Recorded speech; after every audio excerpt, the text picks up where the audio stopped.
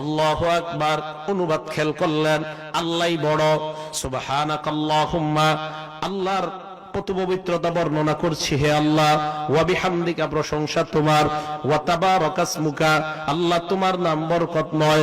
ওয়া তাআলা জাদ্দুকা, তোমার মর্যাদা অধিক ঊর্ধ্বে। ওয়া লা ইলাহা গায়রুক, তুমি ছাড়া কোনো ইলাহ নাই। পড়লেন আর অনুবাদ খেয়াল করলেন। ইবলিস ধোঁকা দিতে, আয়েশা ধোঁকা দিতে পারে নাই। আয়েশা দেখে আপনি পড়তেছেন আর অনুবাদ খেয়াল করতেছেন।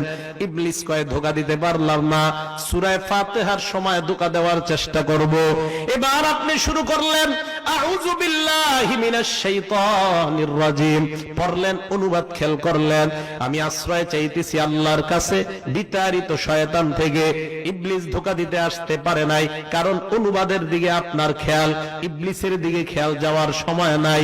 বিসমিল্লাহির রহমানির রহিম পড়লেন, পরম করুণাময় অসীম দয়ালু আল্লাহর নামে শুরু করছি। ইবলিস ধোঁকা দেওয়ার চেষ্টা করতে পারে নাই, কারণ ওই সময় অনুবাদের দিকে আপনার খেয়াল। এবার শুরু করলেন আলহামদুলিল্লাহি রাব্বিল আলামিন, সমস্ত প্রশংসা আল্লাহর, যিনি বিশ্ব জগতের রব। অনুবাদ খেয়াল করলেন, ইবলিস ধোঁকা দিতে আসছে, ধোঁকা দিতে পারে নাই, কারণ অনুবাদের দিকে আপনার খেয়াল। আর রহমানির রহিম, যিনি রহমান, যিনি রহিম। ইবলিস ধোঁকা দিতে আসছে, পারে নাই, কারণ আপনার খেয়াল অনুবাদের দিকে। মালিক ইয়াউমিদ্দিন, যিনি বিচার দিবসের মালিক। ইবলিস ধোঁকা দিতে আসছে, ধোঁকা দিতে পারে নাই, কারণ অনুবাদের দিকে আপনার খেয়াল। ইয়াকা না'বুদু ওয়া ইয়াকা নাস্তাঈন, এ মাবুদ আমরা তোমারই ইবাদত করি, তোমার কাছে সাহায্য চাই। অনুবাদের দিকে খেয়াল করলেন, ইবলিস ধোঁকা দিতে আসছে, ধোঁকা দিতে পারে নাই। ইহদিনাস সিরাতাল মুস্তাকিম, আল্লাহ তুমি সরল পথের রাস্তা দেখাও। ইবলিস ধোঁকা দিতে আসছে, পারে নাই, কারণ আপনার খেয়াল অনুবাদের দিকে। সিরাতাল্লাযীনা আন'আমতা আলাইহিম, যাদেরকে নিয়ামত দিছো তাদের রাস্তা দেখাও। ইবলিস ধোঁকা দিতে পারে নাই, কারণ আপনার খেয়ালটা অনুবাদের দিকে। গায়রিল মাগদুবি আলাইহিম, যারা ইহুদি নয়, ওয়ালাদ-দাল্লিন, যারা খ্রিস্টান না। এ মাবুদ, ইহুদিদের রাস্তা আর খ্রিস্টানের রাস্তা আমাদেরকে দেখাও না। ইবলিস ধোঁকা দিতে আসছে, ধোঁকা দিতে পারে নাই, কারণ আপনার খেয়াল অনুবাদের দিকে। এই প্রার্থনা করার পর এবার আপনি বললেন আমিন। আমিন শব্দের অর্থের দিকে খেয়াল করলেন। আমিন অর্থ হলো আল্লাহ তুমি কবুল করো। আল্লাহর নবী কয়, যেই মাত্র তুমি আমিন বললা, তোমার সাথে ফেরেশতারাও আমিন বলে। তোমার আমিন আর ফেরেশতার আমিন যদি একসাথে হয়ে যায়, তোমার জিন্দেগীর পিছনের সব গুনাহ আল্লাহ মাফ করে দেয়। আচ্ছা বলেন তো, এই যে আপনাদেরকে বললাম এতক্ষণ, একটা ধ্যান চলে আসছে না আপনাদের? ঠিক নামাজে যখন এইভাবে পড়বেন, আপনার ধ্যান এদিকে থাকবে, ইবলিস ধোঁকা দিতে পারবে না। এইভাবে ফাতিহা শেষ করলেন, তো এবার ফাতিহার পরে কি করবেন? তো ওই সূরার অনুবাদ শিখতে হবে, 4টা সূরা কমপক্ষে, যেহেতু 4 রাকাত সুন্নতে 4 সূরা পড়েন। তো ওই অনুবাদের দিকে খেয়াল করার পর এবার ইবলিস ফিকিরে থাকবে, ওরে রুকুতে আমি ধোঁকা দেব। আল্লাহু আকবার বলে রুকুতে গেলেন। সুবহানা রাব্বিয়াল আযীম, আমি আমার মহান রবের পুত পবিত্রতা বর্ণনা করছি। সুবহানা রাব্বিয়াল আযীম, আমি আমার মহান রবের পুত পবিত্রতা বর্ণনা করছি। 3 বার বললেন, অনুবাদ খেয়াল করলেন, ইবলিস ধোঁকা দিতে পারে নাই। সামি আল্লাহু লিমান হামিদা, আল্লাহ শুনেছেন ওই বান্দার প্রশংসা, যেই বান্দা আল্লাহর প্রশংসা করেছে। এই অনুবাদের দিকে খেয়াল করলেন, ইবলিস ধোঁকা দিতে পারে নাই। এবার ইবলিস চেষ্টা করবে, সেজদায় যাওয়ার সময় ধোঁকা দিবে। আপনি যখন আল্লাহু আকবার বলে সেজদায় রওনা করলেন, অনুবাদটা খেয়াল করবেন, আল্লাহু আকবার অর্থ হলো আল্লাহই একমাত্র বড়। সেজদায় গেলেন, যাওয়ার পর ইবলিস চেষ্টা করবে সেজদায় ধোঁকা দেওয়ার জন্য। সুবহানা রাব্বিয়াল আ'লা, আমি আমার মহান ঊর্ধ্বে যেই রব, এই রবের পুত পবিত্রতা বর্ণনা করছি। আমি আমার একমাত্র সম্মানিত, সবার ঊর্ধ্বে যেই রব। এই 3টা অনুবাদ যখন খেয়াল করবেন, ইবলিস সিজদায় আপনাকে ধোঁকা দিতে পারলো না। এইভাবে আমি আপনাদেরকে বলি, জিন্দেগিতে 2 রাকাত নামাজ আপনি আদায় করেন, আদায় করার পর মনে হবে আগে যত নামাজ পড়লাম সব মনে হয় মরা মরা পড়লাম। এই 2 রাকাত নামাজ আমার কাছে জীবন্ত মনে হয়। এইভাবে পড়েন, আপনার কাছে মনে হবে আপনি জীবন্ত নামাজ পড়ছেন, একদম সত্যি কথা। এইভাবে পড়েন। এবার আসেন, তাহলে দাঁড়াইলেন, দাঁড়ায় সূরা ফাতিহা যখন পড়েন, আলহামদুলিল্লাহ সূরা, অনুবাদটাও মনে করবেন, সাথে সাথে আরেকটা জিনিস মনে করবেন। কি দেখেন আমাদের কত দাম। আলহামদুলিল্লাহ রাব্বিল আলামিন, যেই মাত্র আমি পড়লাম, আল্লাহ সাথে সাথে ফেরেশতাদের সাথে জবাব দেয়, হামিদানি আব্দি, আমার বান্দা আমার প্রশংসা করেছে। আমি আপনি যখন পড়লাম আর রহমানির রহিম, সাথে সাথে আল্লাহ বলে আসনা আলাইয়া আব্দি, আমার বান্দা আমার সানাবাদ করছে। আপনি আর আমি যখন পড়ি মালিক ইয়াউমিদ্দিন, আল্লাহ সাথে সাথে বলে মাজ্জাদানি আব্দি, ভালো করে শুনেন, আমার বান্দা আমার বরত্ব বর্ণনা করছে। এবার আপনি যখন পড়লেন ইয়াকা না'বুদু ওয়া ইয়াকা নাস্তাঈন, মাবুদ আমরা তোমারই ইবাদত করি, তোমার কাছে সাহায্য চাই, আল্লাহ ওই টাইমে কয় হাযা বাইনি ওয়া বাইনা আব্দি, আমি আর আমার বান্দা এত কাছাকাছি, এত কাছাকাছি। আল্লাহ বলেন ওয়ালি আব্দি মা সালা, এ বান্দা তোর যা মন চায় তুই আমার কাছে চা, এই মুহূর্তে যা চাবি আমি আল্লাহ তা দেওয়ার ওয়াদা করলাম। তাহলে ইয়াকা না'বুদু ওয়া ইয়াকা নাস্তাঈন পড়ার পর আল্লাহ কয় কি চাস, চা তাড়াতাড়ি। আমি আর আপনি বলি ইহদিনাস সিরাতাল মুস্তাকিম, আল্লাহ সরল পথের হেদায়েত দিয়ে দাও, সরল পথের রাস্তা দেখা দাও। এইভাবে নামাজের মধ্যে যখন আপনি দাঁড়াবেন, নামাজটা যখন এইভাবে আপনি পড়বেন, এই নামাজটা হবে আপনার এমন নামাজ, জীবন্ত নামাজ। কয় কেমন নামাজ? রাসূল করিম সাল্লাল্লাহু আলাইহি সাল্লাম বলেন, রাআইতুম লাউ আন্না নাহরান বিবাবি আহাদিকুম ইয়াগতাসিলু ফীহি কুল্লা ইয়াউমিন খামসা মাররাত, তোমাদের কারো বাড়ির সামনে একটা পুকুর আছে, ওই পুকুরের মধ্যে 5 বার যদি গোসল করো, 5 বার গোসল করার পর হাল ইয়াবকা মিন দারনিহি শাইউন, তোমার শরীরে কোনো ময়লা থাকবে কিনা? সাহাবারা জবাব দেয় লা ইয়াবকা মিন দারনিহি শাইউন, হে আল্লাহর নবী তার শরীরে কোনো ময়লা থাকবে না।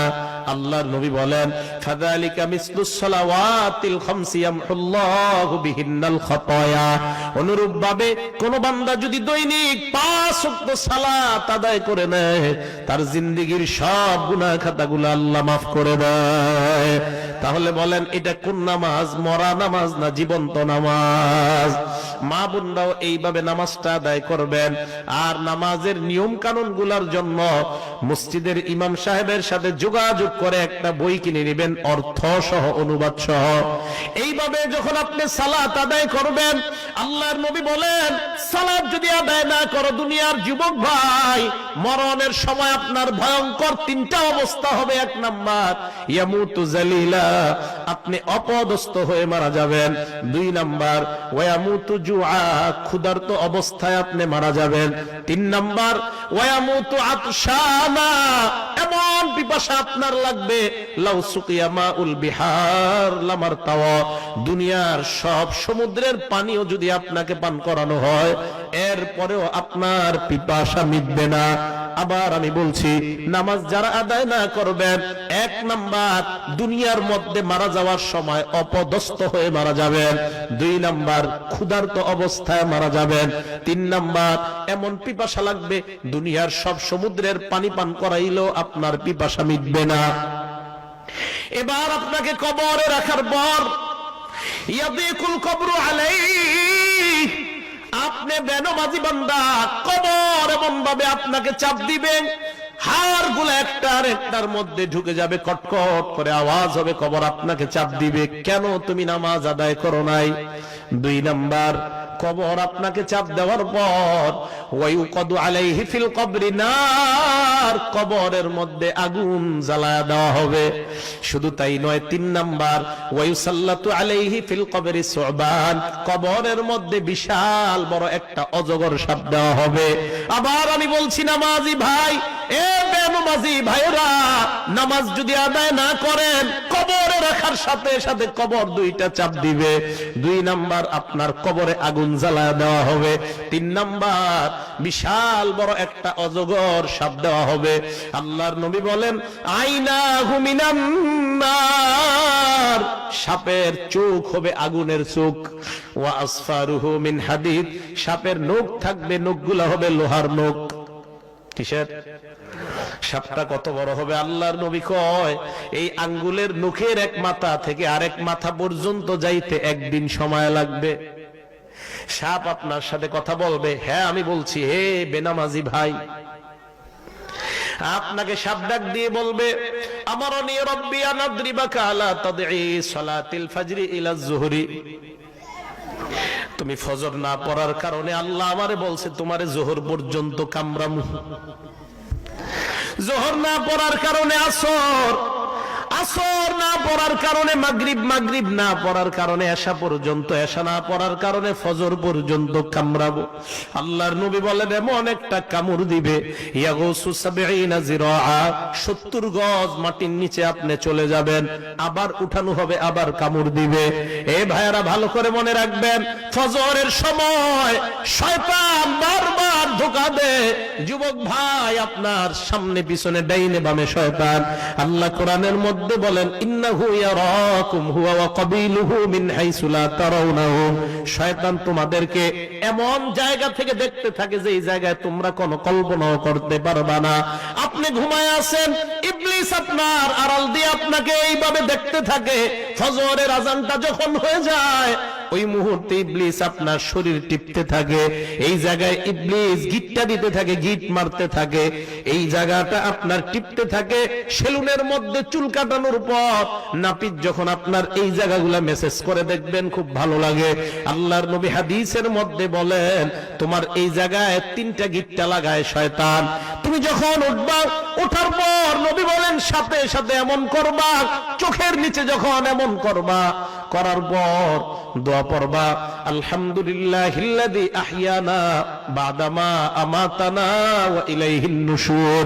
হাবিব বলেন ইবলিস তখন এমন ভাবে দৌড়ায়, ইবলিসের দৌড়ার কে দেখে বান্দা যখন ওযু করে, ওযু করার পর মসজিদের মধ্যে যায়, মসজিদে যাওয়ার পর ফজরের নামাজ মনে করেন 6টা 15-তে দাঁড়াবে, আপনি 6টার দিকে গেলেন, যাওয়ার পর সুন্নত পড়লেন, পড়ার পর তাকায় দেখেন এখনো 10 মিনিট বাকি আছে। আল্লাহর নবী কয় ইন্তিজারুস সালাতি সালাত, এই যে 10 মিনিট ইমামের জন্য অপেক্ষা করবা, এই 10 মিনিট তুমি নামাজ পড়লে যে সওয়াব, নামাজের সওয়াব আল্লাহ তোমার আমলনামায় দিয়ে দেয়। এরকম হয় না? যোহরের 4 রাকাত সুন্নত পড়া খালি ঘড়ির দিকে তাকায়, দেখেন 1:30 কখন বাজবে বা 1:15, তো তাকায় দেখেন এখনো 20 মিনিট বাকি। এই যে 20 মিনিট নামাজের অপেক্ষায় বসে থাকবেন, পুরা 20 মিনিট নামাজের সওয়াব দিবে আল্লাহ। স্পষ্ট হাদিস। আরেক হাদিসে আমি পেয়েছি, ঘর থেকে যখন আপনি বের হন, ঘর থেকে কিসের নিয়তে? নামাজের, অন্য কোনো নিয়ত করবেন না, নামাজ। এই প্রত্যেকটা কদমে কদমে আপনাকে নামাজের সওয়াব দিবে আল্লাহ। তবে নিয়ত থাকতে হবে শুধু নামাজ, অন্য কোনো কাজ না। বের হইলেন, বের হওয়ার পর শুধু নামাজের নিয়তে আপনি যাবেন, কেমন যেন নামাজে ঢুকে গেছেন আপনি। এখন বলেন, এই যে কবরের ভয়ঙ্কর 3টা শাস্তি, এই শাস্তিগুলা কি আমরা ধারণ করতে পারবো? আরো জোরে বলেন। তাহলে যারা আছি আমরা এই জায়গায়, এক ওয়াক্ত নামাজও কাজা করব না, রাজি আছি ইনশাআল্লাহ? সবাই রাজি আছি ইনশাআল্লাহ? এক ওয়াক্ত সালাত আর কখনো কাজা করব না, সবাই রাজি আছেন? হাত নামান। তো আল্লাহ বললেন, মসজিদ যারা নির্মাণ করবে, 1 নাম্বার যারা ঈমান আনে, 2 নাম্বার যারা সালাত কায়েম করে। কায়েম শব্দটা বলছে আল্লাহ। কায়েম করা অর্থ হলো প্রতিষ্ঠা করা। এই প্রতিষ্ঠা করা অর্থ হলো নিজে নামাজ পড়বেন, পরিবারে নামাজের কথা বলবেন, সমাজের মধ্যে নামাজ প্রতিষ্ঠা করবেন। এটা কেন বললাম? রুহের জগতে আল্লাহ আমারে আর আপনারে সবাইরে বলছে আলাস্তু বিরব্বিকুম, একদম সবাইকে, ফেরাউনকেও, হামান, সাদ্দাত, কারুন, যত বেঈমান ইমানদার নবী ওলি সবাই ছিল, আমি আপনি সবাই ছিলাম। তো আমাদেরকে ডাক দিয়ে বলছে আলাস্তু বিরব্বিকুম, আমি কি তোমাদের রব না? আমরা সবাই বলছি জি আল্লাহ আপনি আমাদের রব। ফেরাউন কি বলছে বলেন? কে রব? কারুন বলছে কে রব? হামান বলছে কে রব? আল্লাহ নবী মুহাম্মদ সাল্লাল্লাহু আলাইহি ওয়াসাল্লাম উনিও বলছে কে রব? আমি আপনি আমরা সবাই বলছি রব কে। প্রশ্ন কয়টা? জোরে বলেন কয়টা? এই এক প্রশ্নের মধ্যে প্রশ্ন 6টা। বলেন কয়টা? 1 নাম্বার, আমি কি তোমার ব্যক্তি জীবনের রব নই? 2 নাম্বার, আমি কি তোমার পারিবারিক জীবনের রব নই? 3 নাম্বার, আমি কি তোমার সামাজিক জীবনের রব নই? 4 নাম্বার, আমি কি তোমার অর্থনৈতিক জীবনের রব নই? 5 নাম্বার, আমি কি তোমার রাষ্ট্রীয় জীবনের রব নই? 6 নাম্বার, আমি কি তোমার আন্তর্জাতিক জীবনের রব নই? এই 6টা প্রশ্ন আল্লাহ করছেন। এই 6 প্রশ্নের জবাবে আমরা বলছি, হ্যাঁ আল্লাহ তুমি আমার রব। আমি নিজে নামাজ পড়লাম, সমাজে নামাজ কায়েম করলাম না, আল্লাহর কাছে জবাব দেওয়া লাগবে। তুমি না ব্যক্তি জীবনের রব, আমাকে মানলা, নামাজ পড়লা, এটা তো নিজের জন্য পড়লা, তোমার ছেলের নামাজের কথা বলছো কিনা? না মাবুদ বলি নাই। তাহলে কোথায় তুমি পারিবারিক জীবনে তো আমাকে কায়েম করলা না, সমাজের মানুষকে নামাজের দাওয়াত দিয়েছো, না মাবুদ আমি দেই নাই। আল্লাহ বলবেন তুমি না সামাজিক জীবনে আমাকে রব মানলা, তাহলে সমাজের মধ্যে কেন আমাকে তুমি প্রতিষ্ঠা করলা না? অর্থনৈতিক জীবনে তুমি রব মানছো কিনা? কয় হ্যাঁ। আল্লাহ বললেন তাহলে সুদ কেন খাইতা? সুদ খাওয়ার অর্থ অর্থনৈতিক জীবনে তুমি আমাকে রব মানো নাই। রাষ্ট্রীয় জীবনে আমাকে রব মানছো? কয় হ্যাঁ। আল্লাহ বলবেন রাষ্ট্রের মধ্যে ইসলামের বিরুদ্ধে কত কথা হয়, এই কথার প্রতিবাদ তুমি কখনো করছো কিনা? না করি নাই। তার মানে রাষ্ট্রীয় জীবনে আমাকে রব মানো নাই। আন্তর্জাতিক জীবন, সিরিয়া, ফিলিস্তিন, আফগানিস্তান, সারা পৃথিবীর মুসলমানরা মাইর খায়, তুমি কখনো প্রতিবাদের ভাষা আনছো কিনা? না আনি নাই। এর মানে আন্তর্জাতিক জীবনে আমাকে রব মানো নাই। আন্তর্জাতিক জীবনেও আমি রব আল্লাহ, সামাজিক জীবনেও আমি রব আল্লাহ, রাষ্ট্রীয় জীবনে আমি রব আল্লাহ, অর্থনৈতিক জীবনে আমি রব আল্লাহ, পারিবারিক জীবনে আমি রব আল্লাহ, তোমার ব্যক্তি জীবনেও আমি রব আল্লাহ। অতএব নিজে নামাজ আদায় করবা, অন্যকে নামাজ আদায় করার জন্য বলবা, তাহলে বুঝা যাবে নিজেও তুমি রব মানো, অন্যদেরকেও তুমি রব মানানোর চেষ্টা করো। এই জন্য আল্লাহ বললেন মসজিদ আবাদ করে কারা? 1 নাম্বার ঈমানদার, 2 নাম্বার ওয়া আকামাস সালাহ, যারা সালাত কায়েম করে। এই সালাত কায়েম করা দ্বারা উদ্দেশ্য 1 নাম্বার, সালাত নিজেও পড়বে, অন্যদেরকে পড়তে বলবে। এর মধ্যে এসে যায় মসজিদের সভাপতি, সেক্রেটারি, মুতাওয়াল্লি যারা, এরা 1 নম্বরে নামাজ পড়া লাগবে। কথা বুঝে আসছে? হ্যাঁ, সভাপতি, সেক্রেটারি, মসজিদের মুতাওয়াল্লি যারা আছেন, সবার আগে নামাজে আপনাদের থাকতে হবে। ফজরের সময় আপনি নামাজে আসলেন না, আপনি মসজিদের দায়িত্ব রাখার যোগ্যতা রাখেন না। ইসলামের ইতিহাসে একটা মসজিদ দেখান যে মসজিদের দায়িত্বশীল নামাজ পড়ে নাই, পাবেন না। দায়িত্বশীল নামাজ পড়লে অন্যরা এমনিতেই নামাজে যাবে। দায়িত্বশীলরা নামাজ পড়লে অন্যরা এমনিতেই নামাজে যাবে। ভালো করে মনে রাখবে।